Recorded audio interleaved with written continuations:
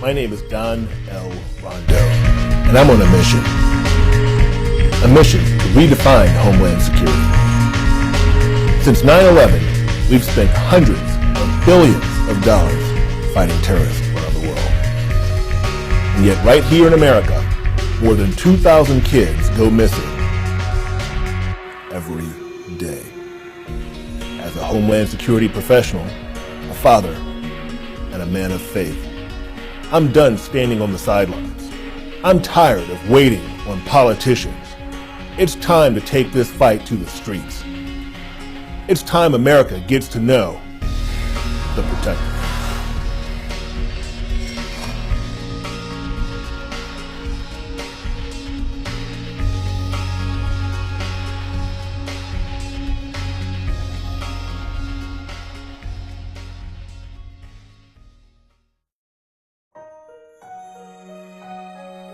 A few things happened that almost propelled me into protecting missing children.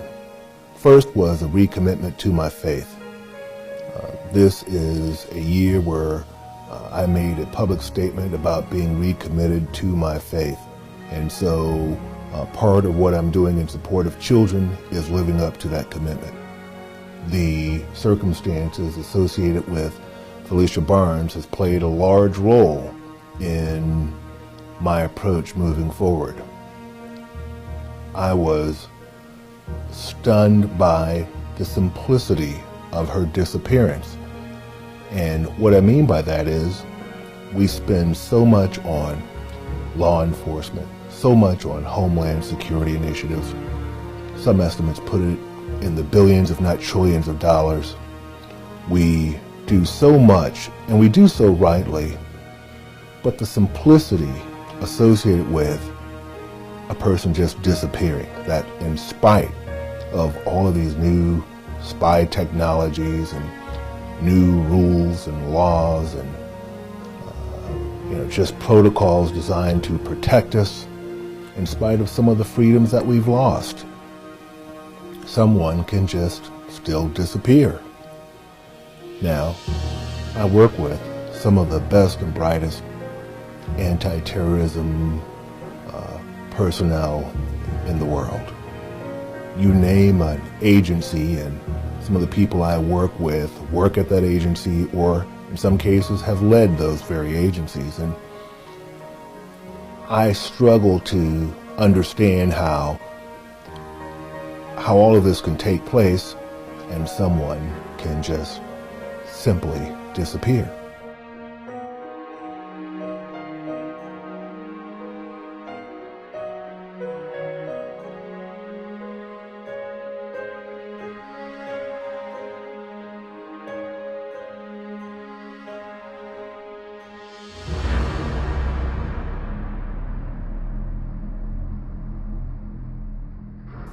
One of the benefits of being a Homeland Security professional here in the Washington, D.C. region is that I have had the opportunity to meet and work with law enforcement and security professionals that are really world-class experts in their fields. One of those experts is criminal profiler Pat Brown, who has worked with me on other Homeland Security projects in the past. I decided early on in the Protector effort to ask Pat to help me better understand the predators who are targeting our children and what drives them. Well, I think we often don't realize the kinds of people that are out there that our children are going to come in contact with. And we think our kids are safe as long as we provided a good home. And they're just going to go to school, they're going to go to college, and we just really don't think about the surroundings. Who is out there that they could run into. And even if we've taught them, we think a relative amount of things like, they'll be scared of strangers thing. Right. We don't teach them, maybe it's not the stranger that might be getting you, or maybe an acquaintance that you see that you don't realize is going to bring harm. So we have to really watch all the circumstances our children are in and analyze ourselves who would be out there. And what we have out there are a lot of predators. And that's what they are. They're psychopathic predators who target our children and our teens, usually for sexual purposes. I mean, almost always we're talking about sex predators. There's not another good reason for them to be out there. And it's not about sex, really. It's about power and control. So what they want to do is get a hold of your child and have that moment in the sun for themselves, because they're losers. and they have achieved very little in their lives. Well, if they can get that person, then they can do something horrible to them. Watch the terror on that little child or teenager's face, and have that aspect of control, which no one else is going to give them. And on top of that, they get back at society. In other words, they're able to say, you know, you all have ignored me. You just thought I was the guy down the street, or you thought I was some loser dude who couldn't keep a job, or my girlfriends think I'm nobody. They keep dumping me. But when I do this, I get back at all of society. I take your treasure away, something that you protected all these years. I'm going to take it away and destroy it, and that makes me the winner in my own little game, in my own little fantasy world. One of the things that I hear from parents of missing children is that at first blush, the counsel they will receive from agencies investigating their child or responding to the initial report of a missing person will be that they're probably going to come back. They're probably out with their friends or a runaway, and then, how is that, or to me it's seemingly in conflict with the reality that if a child or a person is abducted, that within hours they're likely to meet their end. They're likely to be killed.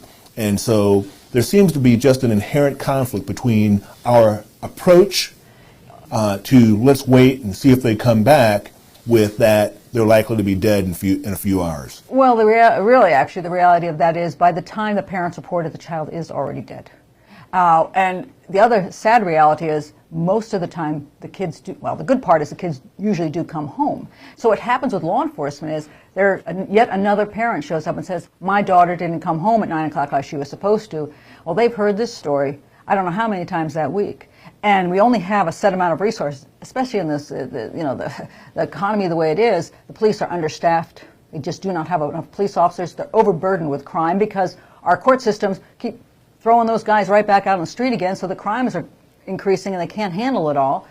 And so when they hear another teenager has gone off, they're like, what do you want us to do about it? Take 30 people off the street and start looking everywhere and running up a huge bill, and then you find out 6 hours later, a day later, oh yeah, I'm sorry, she was actually at her friend's house and she was mad at me. We find sometimes parents are not truthful. If they want you to go look for their child, they're not going to tell you the child has drug problems, the child has run away before, the child has a new boyfriend they're not approving of. They don't tell you that. So you can spend $30,000 on investigation before you find out that they already knew that their child was likely to just be with another friend. So this is the part that the police are dealing with. Do we tear after this child if 99% of the time the child is going to come home and has not really been abducted or is in the hands of a predator? Do we do all that for the one time? We can't afford it. We don't know which one it is. And then the time that it really is that person, she's already dead anyway, because the chances of her being kept in captivity are extremely slim. Every parent wants to believe that, but it's almost never true. So the real important part is when you do find out that the child is really not coming home, really is truly missing, the question then is, how do you mobilize and get out there to find the predator, to get him off the street, to prosecute him and have him put away for life so that he never goes out and does it again to another girl, another 10 girls. And that's the scariest thing about it all, is that most of these guys don't get caught. My discussion with Pat Brown really confirmed my worst fear, that this problem is much bigger and more insidious than any of us ever really imagined. It's obvious to me that this is going to take a lot of people coming together, We'll be leaving here shortly. speaking with one voice. Thanks. To make the change we need. That was Russell Barnes. Russell is the father of Felicia Barnes, and Felicia is the young lady who went missing, Baltimore, Maryland, December 2010. Unfortunately, she has since been found deceased. Her death has been ruled a homicide, and myself, along with many others, have just drawn a line in the sand, and we're just not going to stop searching for justice on behalf of this young lady. She's become a symbol now. Certainly, it was about her, and we're all interested in making sure that she gets justice, the justice due her. But she's become a symbol for a larger problem, a crisis. I'm going to go talk to Russell about justice for his daughter.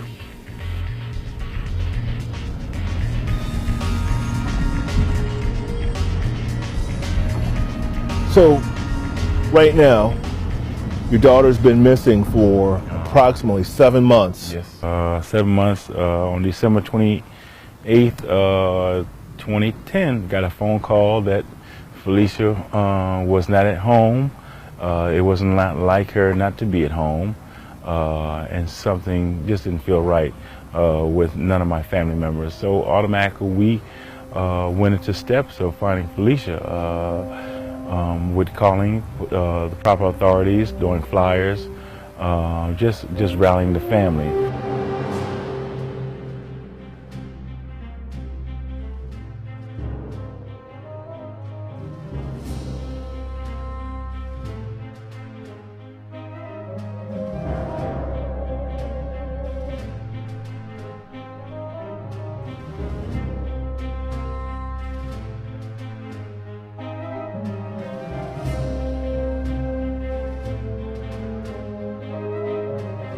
So at City Hall, we asked for all the people in attendance to contact their political representative and ask them for their action plan on missing children and endangered children. What is their plan? Now, I've been calling some of these people and they go, well, we're going to use the Amber Alert. Well, that's a tool. That's not a plan. And I want them to have to use the Amber Alert. Right, I want our children safe. And so, so what are your thoughts on that? And what, if any, plan were you made aware of that you found helpful during this process? The action plan they have, I don't know if they have too much, because the things they were telling my daughter and the plan that we know I've heard from around the country is 48 hours, 24 hours, and there's a lot of negative things with that. I think the system has gotten where the kids say, okay, well, she might have went out with this person, or she'll be back. Did she go to the store?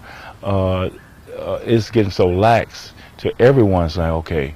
And that's where it goes wrong, even with the families themselves, and they'll find themselves into that trap themselves, saying that, hey, they may be right, she may be come back, or he may come home, and then here it is, 24 hours, it's 3 days, and then you call the police and you say, well, what happened? You know, how long has he been missing? And you say, oh, I haven't seen him in 3 days. Oh, but it's too late. Like you said, it's too late. 48 hours is just too long. 24 hours too long. It's an automatic thing. If someone's missing, you have to jump right on it, no matter what. You look at the scenario, and if the family is saying, no, this is not in this person's character, then you definitely act on a way of like, hey, this is not right. You were told that there were only two people. Yes. Two people assigned to missing persons in the entire city of Baltimore. Yes. And that ultimately, because of that, you were referred to the homicide division to help search for your daughter. Yes. And that was a real scary thing. And because they, as I understand, they had more people to put on it, but it was just scary just to go toward the homicide part already. You know, no family wanted to go that fast, you know, or anything like that. You know, hearts just drop. And their thing is they want to find out what happened, but it's just so scary when you do go to homicide, and because you don't know what's going on. You think she's gone, she's missing, whatever, but it just sends your mind and your heart to somewhere you don't really want to be at, you know, that time or any time. Right.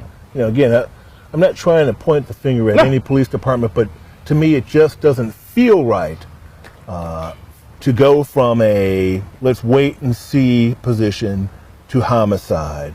I would just like to think that as our politicians and others create these action plans, and we're going to make sure that they understand that we mean business about creating an action plan to protect missing and endangered children, that when they create these plans, they take the entire system into account, from a report of a missing child all the way to prosecution. That's correct. And so we want to make sure that happens. Russell, there came a time when I got a call from you. We had been searching for months and sharing information. I got a call from you, friend, where you said, well, they found her. Yeah. Doctors use dental records. Yeah. The craziest thing.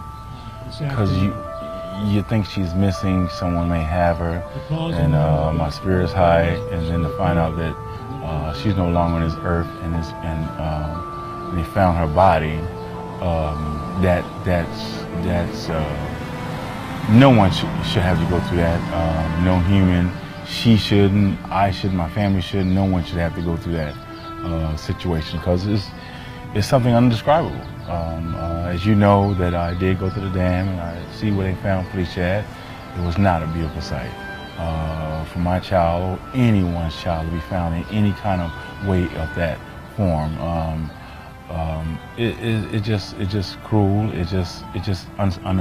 I can't even explain it. My feelings are still wrapped in it. I still haven't really expressed everything until I finish with the justice. I can't rest, my family can't rest properly until justice is done. If you don't press it, they ain't gonna do nothing. I'm telling you, if you don't press it, they're not gonna help you, man. So we just gonna press it.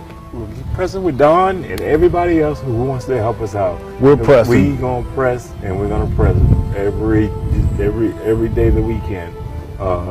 There's not gonna be a day that don't go by that we don't make a phone call or put up some kind of spiritual thought to everybody and say, hey, we want more Felicia. We want justice for our loved one. And you think about everybody else who's losing children, and people are not looking for them. Cut and dry, they're not looking for them.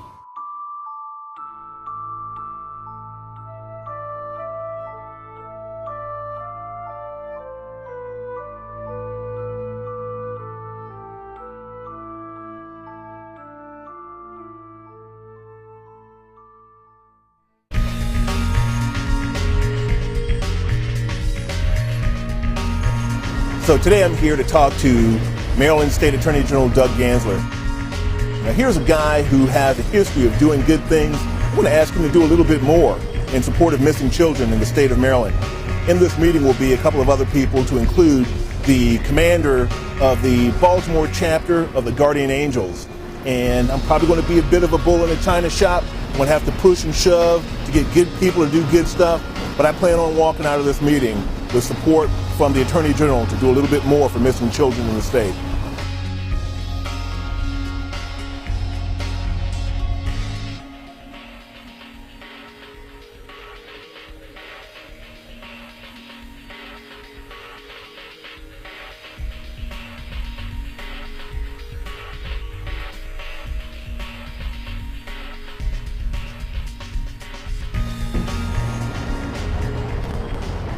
You know, the most important thing to come out of that meeting was the Attorney General for the state of Maryland just said, yes, he will support the creation of a video and other initiatives that support the ability of people to learn more about missing children in the state of Maryland. I tell you what, the good thing about it is he adds the credibility that we need. And once this guy starts speaking on behalf of missing persons, everybody else is going to fall into place with it. I mean, people like it when a leader speaks and they follow that, and that's what we need right now.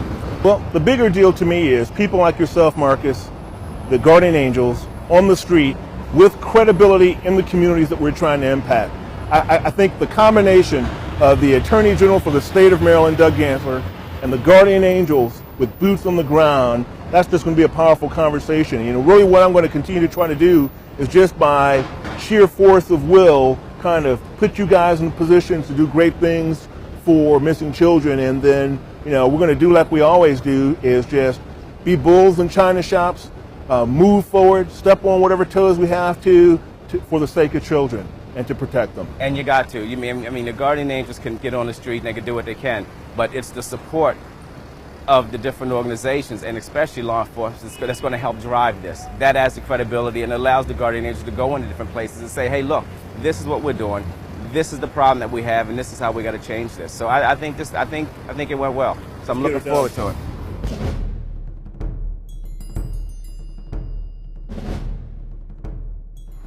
Paul, you want to give us any information on this one?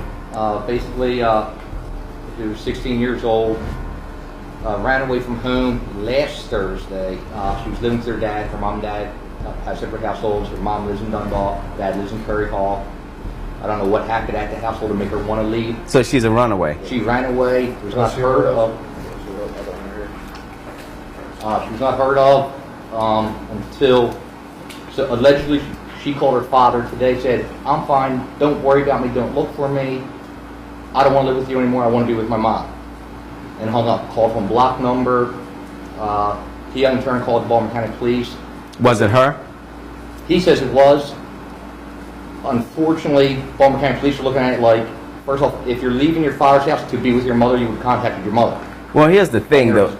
been no contact there, and as of about 4:30 this afternoon, Baltimore County Police have brought in homicide detectives to increase the search. Well, since the father was the last one to talk to him, anybody have any question about his motives at all? I meet tomorrow morning with Officer Allison from Baltimore County Police. All right. Get more information Did from she ever make it to the mother?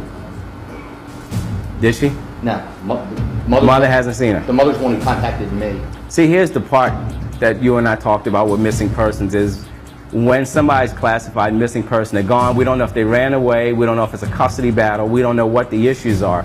So when you get something like this, where somebody's considered a missing person, we got the flyer, and then we got a dad saying, hey, she just called me, said she's okay, she's going to live with the mom. Then the mom hasn't seen her. So this is the kind of stuff that kind of confuses the whole missing person thing. It adds to the complications. We saw that with the thing after Felicia Barnes with the kid that you went looking for. Right. So whatever you do, when you touch base with these guys, keep in touch with Smoke. Let him know what's going on. So every time he talks to somebody, make sure you make a note of it and talk to Smoke. I want to know what's going on with this because I'm also getting emails from all the missing persons people around. And realistically, it's hard. You just can't keep up. You know, to raise a flag for a missing kid sends up an outrageous amount of resources within the law enforcement agency. And that's a lot of the concern that they have. But at the same time, what we learned through Felicia Barnes was that the longer you wait, the worse it gets. You know, we got to worry about what's happening. Every minute, you know, somebody's getting further and further away from home. But then at the same time with the human trafficking thing, you know, they're leaving the state or maybe even the country. Time is of the essence. But what do? Do you say, well, you know what, let's look now, and then we'll figure out the rest of it later? It's easy for volunteer groups like ours and the missing person groups to say, hey, look, let's go look something, because right now it's only going to cost us time. But then with the law enforcement agencies, they send out all the red flags, and you know, now there's manpower. So this is one of those things where you gotta, it's a hard pill to swallow depending on which side you see it from. In the terrorism world, in the intelligence analysis world, there are processes where you get the same conditions exist. People call up to report something suspicious, a package, a suitcase, a person who's, you know, has expressing anti-American sentiment, who looks different than them. For whatever reason, it doesn't look right to them, and they call Fed, state, and local operations centers and law enforcement agencies around the world every day, all day, and less than 1% of those calls actually turn into any sort of security event. And that's how you want it. You don't want every person to be a legitimate, smoking gun. But what the Homeland Security and counterterrorism community has evolved to is a process of establishing criteria that helps you weed out some of those cases, events that are not legitimate. That you start to develop a profile of events. I mean, you go, well, 90% of the time, this is or ain't. Well, the intelligence community has adopted that process a bit, where you can say 90% of the time, this is not a legitimate security call. It doesn't go away, but it is downgraded and dealt with differently in a way that allows you to effectively deploy your manpower and use your resources. That which the criteria, your standard, your methodology says often is something, well, that takes precedent. You've created this criteria based on history and what you hope to accomplish. It's a living, breathing thing, this criteria, and you're able to react to that which is most likely to be an issue, a person who is most likely to be at risk based on the criteria, and then still react to those other things. I mean, you start to look at things like, well, how many kids go missing from school? Okay. How many kids are reported missing within the first hour after school, and then we get the call the second hour that they're home? So we know, this is an example, but we know if the assumption is that the majority of those are likely not to be an issue. And this is just an example. And we're able to quantify that and support that with facts, live current data and historical data. Well, then that can give you an indicator of how you need to react to that type of information. Maybe that is not your top tier information. Maybe your top tier is kid from the mall, or kid who was at the babysitter's and disappeared. I don't know, but that's something that's one of those skills, practices that we may be able to transfer from the intelligence community into the missing children's community and into the world of the guardian angels.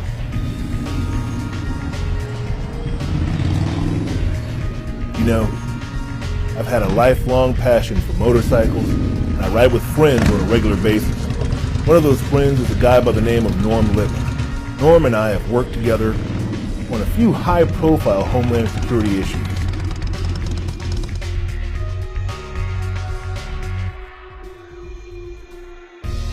Norm, thank you, friend, for meeting with me to discuss this very important issue. My pleasure, Don. Absolutely my pleasure. So, you wanted to talk about an upcoming ride. Right. We have a ride coming up on next Saturday on the 18th that I think is very important, and it memorializes a little girl by the name of Caitlin Stinnett. And little Caitlin was 2 years old. She was brutally beaten and raped and ultimately died of her injuries at the hands of her 18-year-old babysitter. She is just one example of what's happening, and I believe it's an epidemic in this country. There are close to 6 million children a year that are reported victims of abuse. Almost 5 children a day die at the hands of abusers. A day. I mean, that's incredible. We have to do something. And there are 2 groups in this country, and we're connected on our riding, brother. You've got the Bikers Against Child Abuse. They're multinational, international organization with some 400 chapters. And then you've got a group that started down in Texas a number of years ago, Guardians of the Children. But between them, they've got under 10,000 members. And when you're dealing with stats of 6 million on an annual basis, and that's not even considering the bullying you're getting in schools, which is one of the leading causes of teenage suicides. These groups, they work in the community level. They go into the schools, they go through the neighborhoods, brochures educating people about child abuse. But more importantly, they work with the children. They work through the various agencies. They work through the courts, through police referrals. And they go and they adopt these kids as part of the BACA or the Guardians family. They give them a vest. The vest has their crest on the back. They give them a certificate. In some cases, small ones, they give them bears. But the message is you have a friend, 24/7, 365, and we will be there. Every member goes through a background check. Every one. You don't get close to kids without going through that. No child is left alone with a member. They go in groups. And usually it's the women who take care of the little girls and the guys that take care of the boys, as we're doing with a group down in Alexandria right now. But they're not enough. Well, you're doing something, Norm, that is a little bit different than most. You're combining, you have that great sentiment and a passion for it, but you're willing to take action. And I've been talking to a lot of people the last few months about this, searching, and something is in the air. Something has happened where certainly people are, nobody says, oh, we don't care about children. They wish as well. But few people historically have been willing to get out there and put it on the line and go to these neighborhoods and go to these homes, go to these politicians and let them know that this is important to me. Well, something has changed. Now people like you are stepping up. I'm so proud of you, and so proud of you as your friend. And certainly, am I invited to this ride? Because if I'm invited, absolutely invited to this ride. I'm there. Well, that was a great meeting with Norm Litman. Here's a guy who, I pick up the phone, I call him and say, I need you to help me protect kids, and he's there. His only answer was, where do I meet you? He's invited me to participate in a motorcycle ride, group of bikers getting together to serve as the kind of unofficial family of kids who've been abused. I'm in. Let's ride.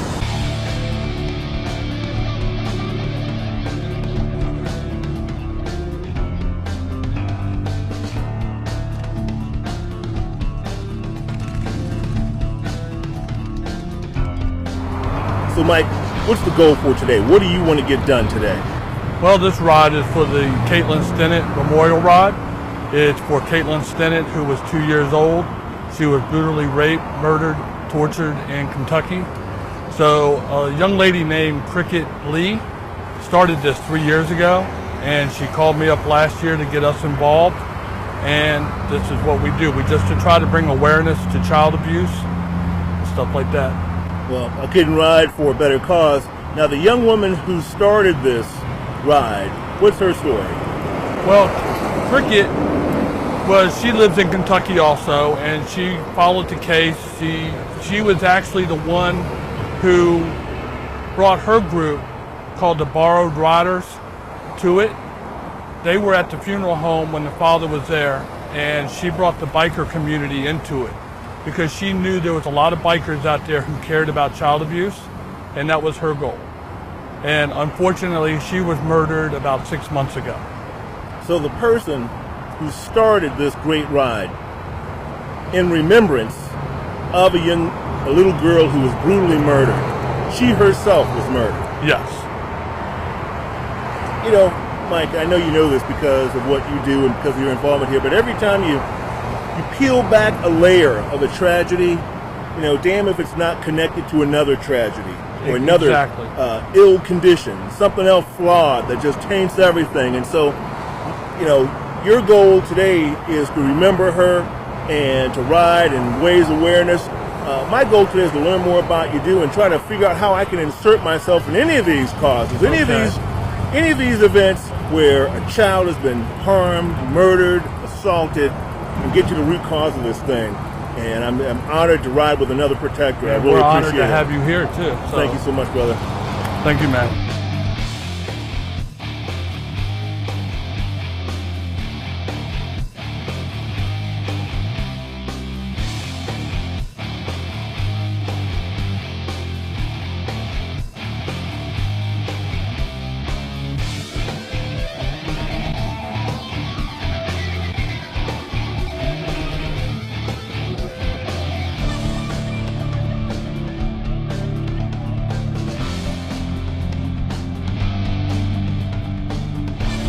This is going to be a long fight.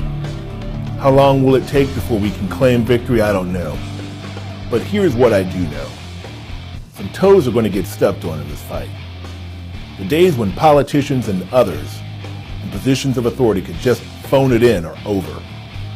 We want action. We want organized resistance to this clear and present danger to our children. And we're going to get it one way or the other.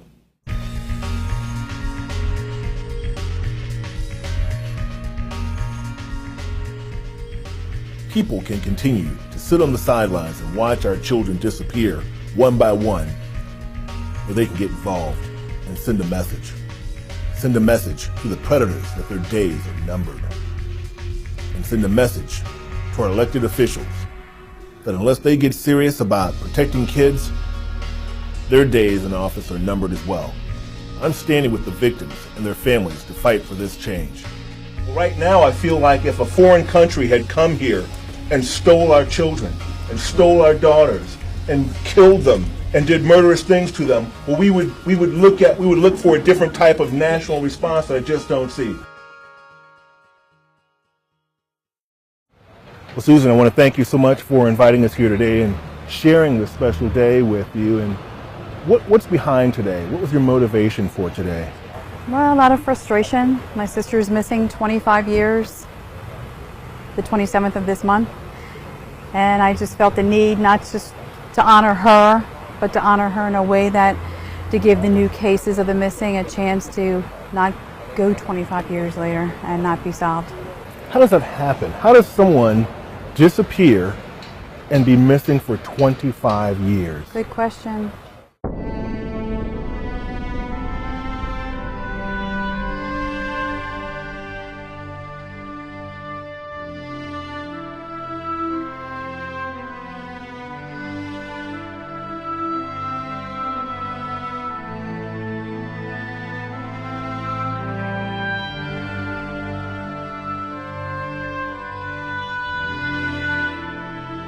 What do you want the politicians to do? Not just for you, but for everyone. What do they need to be doing differently? I want them to listen. I want them to listen to the families. I want our loved ones back. I want laws that say if you kill a child, if you take a spouse and you think that you're getting rid of your spouse, you got to be accounted for. This is a challenge to anyone who's listening to Susan Bowerman right now. If you're a politician, if you're a law enforcement official, you need to know about this case, you need to get involved in this case, and you need to do all you can within your authority to bring this case to resolution. Find this woman now. Please.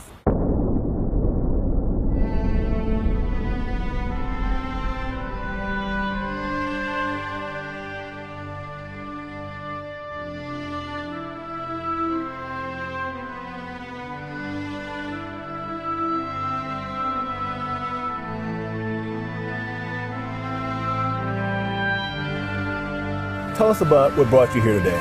A friend of mine, James Cole, went by Jimmy. I went to high school with him in Severna Park, and I moved out of the area, and everybody sort of went on their own ways, and I heard in the paper that he was missing.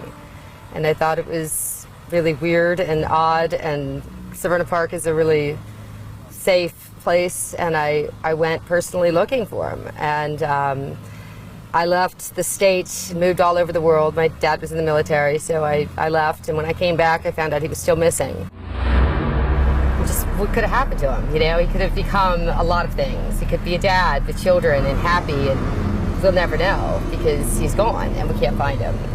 And I just would like to bring some closure to his family and to his friends and the people that knew him and cared about him.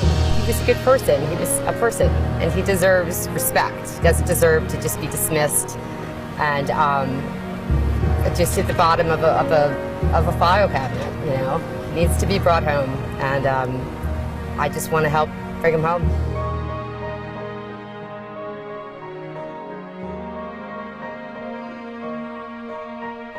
When I talk about redefining Homeland Security, what I mean by that is, I'm not talking about moving away from terrorism.